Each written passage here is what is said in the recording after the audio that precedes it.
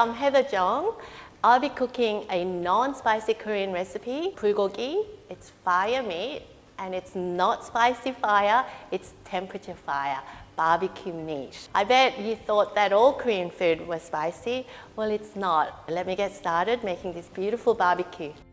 In any of the bulgolgi recipe, it's just soy, pepper, some other ingredients, and lots of garlic. And then I'm going to add all this garlic.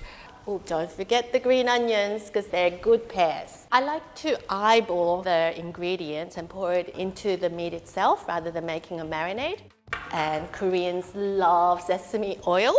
We put sesame oil on everything. A lot of recipes say put juice of a pear in the recipe, but you don't need to when you have good quality beef, as we do in Australia.